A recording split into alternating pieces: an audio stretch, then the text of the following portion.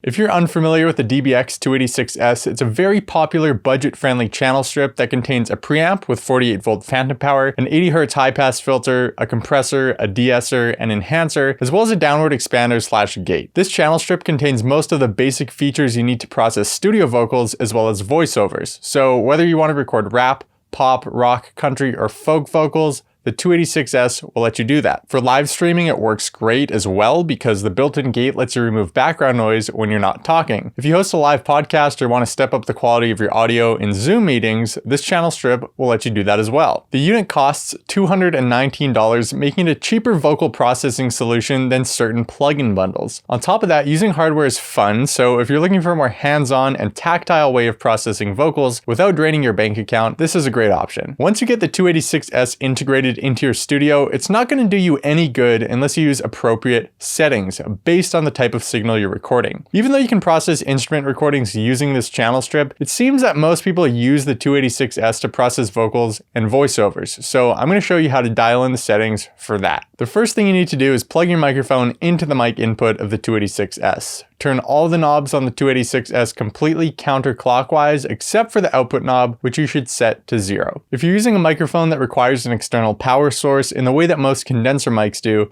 press the 48V phantom power button. To know for sure whether or not your mic requires an external power source, just take a look at its user manual. If it needs phantom power, the user manual will say so. With your mic plugged in, get your vocalist to sing into the mic and then turn up the level of the mic preamp until the yellow LED starts to light up every so often. You don't want the red LED to light up because that indicates the signal is clipping, which produces unwanted distortion. If your vocalist is going to be belting a chorus, make sure you dial in the input level while they're singing the chorus of the song. It doesn't make sense to set your input level with your vocalist singing a quiet verse because when they hit the chorus, the input signal will be too hot, potentially resulting in clipping. As a side note, this preamp provides a fair bit of input gain, but if you're using a low output dynamic mic like a Shure SM7B, you'll still benefit from running the mic signal through a Cloudlifer before it reaches the 286s. If you don't have a low output dynamic mic, you can just connect your microphone directly to the 286s. It's generally good practice to cut away frequencies below 80 Hz from vocals because that's where a lot of low-end rumble lives. You don't necessarily want that in your recordings, especially if there are other elements in your mix, like bass guitar, taking up space in the low end. By pressing the 80 Hz high-pass filter button, you remove low-end frequencies below 80 Hz, which helps prevent frequency masking from occurring. Before moving forward, you'll want to make sure that the process bypass button is not pressed in. The light beside the button should not be lit up. When you engage with this button, it deactivates all the processing applied by the 286s. You can use the bypass button to make A/B processing comparisons, but while you're dialing in your settings, you want to be able to hear the changes you're making, so keep this feature deactivated. The 286s has a pretty decent built-in compressor. Compression reduces the dynamic range of audio signals, making the difference between loud sounds and quiet sounds less significant. You can use compression to smooth out the level of vocal recordings automatically, instead of applying volume automation within your DAW. Unlike some other compressors, this compressor doesn't let you change its threshold level. Instead, the compressor's threshold level is set in place, and to apply gain reduction, you drive or boost the level of the signal entering the compressor into the compressor's threshold using the drive knob. The result of this is that the entire signal gets louder, but the really loud parts of the signal reaching past the compressor's threshold level are reduced in level. If you've recorded someone whispering and yelling, the original unprocessed signal will be quite dynamic. You might need to strain your ears to hear the quiet parts and then cover your ears to make the loud parts bearable to listen to. However, if you've compressed this signal using the 286s,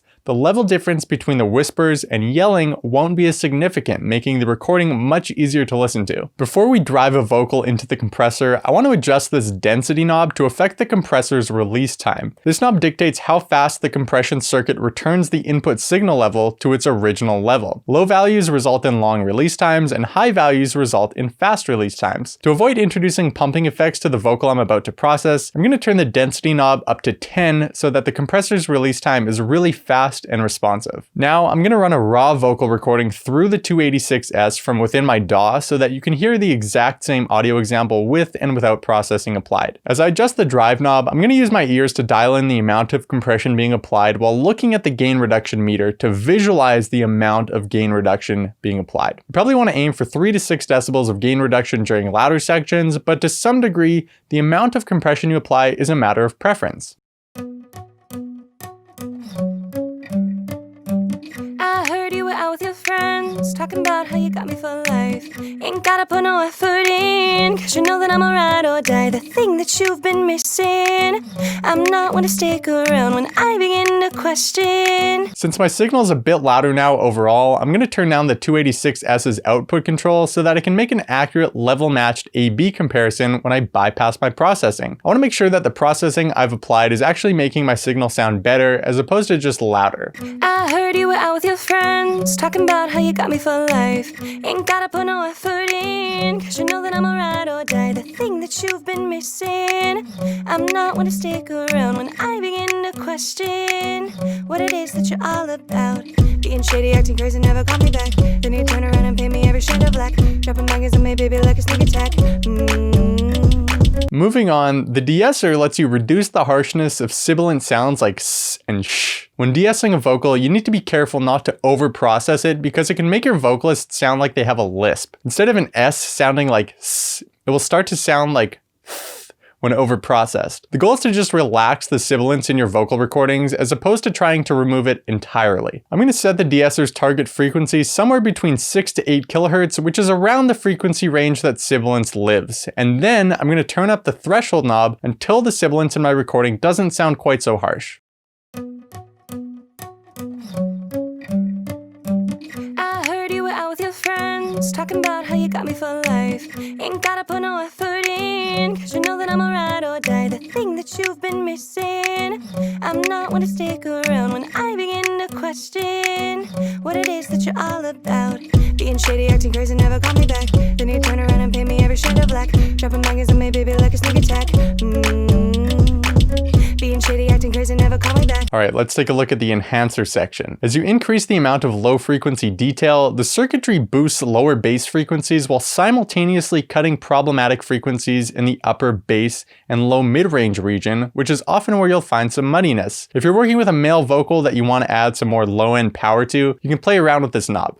I heard you were out with your friends talking about how you got me for life. Ain't gotta put no effort in, cause you know that I'm a ride or die. The thing that you've been missing. The high frequency detail circuitry in the 286S uses a dynamic shelving equalizer to add high frequency energy to the input signal. If your vocals sound a little dull, you can turn up this knob to provide them with some shimmer and clarity. I'm not one to stick around when I begin to question what it is that you're all about. Being shady, acting crazy, never call me back. Then you turn around and paint me every shade of black. Dropping bangers on me, baby, like a sneak attack. Last up, we've got this combination downward expander slash gate that you can use to reduce the level of background noise in your recordings when you're not speaking or singing. The amount of attenuation applied is set with the expansion ratio control. The more you turn up this knob, the more aggressively the background noise will be reduced in level. I tend to avoid using this feature when recording studio vocals because I end up manually removing silence from my audio clips anyways, and when using a gate, you potentially run the risk of removing sound like breaths that you actually may want to keep in the recording. Although if you're using this channel strip for a live stream where you won't be processing the audio afterward, this feature can help remove noise in real time. In a situation like this where background noise is more of an issue than losing a breath here or there, it makes sense to use this feature. For demonstration purposes, I'll show you how to do this with this vocal recording. Dropping bangers on my baby like a sneak attack, like a sneak attack. Ha. To start, I'll play back my vocal recording and then turn up the threshold level until the light turns red. Then I'll turn the knob 2 more clicks. This sets the threshold level just above the level of my vocal's noise floor. As I turn up the ratio control, you'll be able to hear the level of the noise floor reduce in level.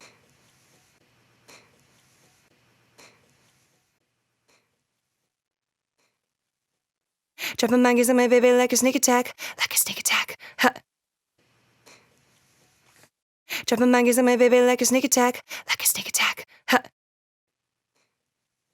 I find that setting the ratio to just above 2:1 or 3:1 works quite well for vocals. If you overdo this, you'll hear an undesirable pumping effect, which is a clear sign that you should dial back the ratio setting. Something to note is that the attack and release rate of the gate are program dependent. For transient material, fast attack and release will be used, while a slower attack and release will be used for material with a slow attack like vocals. This leads to natural sounding results and leaves you with a few less settings you need to worry about. Let's take a listen to the vocal before and after processing has been applied.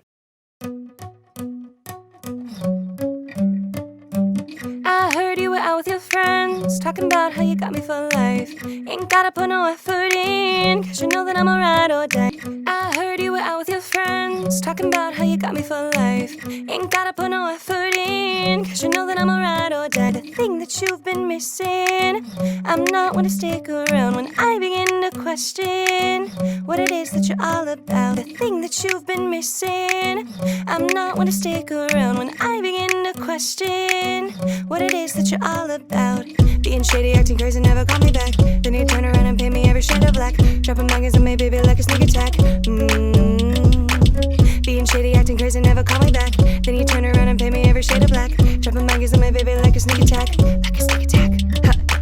If you're interested in buying this channel strip, I've included a Sweetwater affiliate link down below. When you make a purchase after clicking on this link, Black Ghost Audio makes a small commission through Sweetwater, so using this link is a great way to help support the channel. Give this video a thumbs up if you liked it, and if you want to learn how to produce better music fast, start now by subscribing and clicking the bell so you don't miss out on tips, tutorials, and gear roundups. Thanks for watching, and I'll see you next time.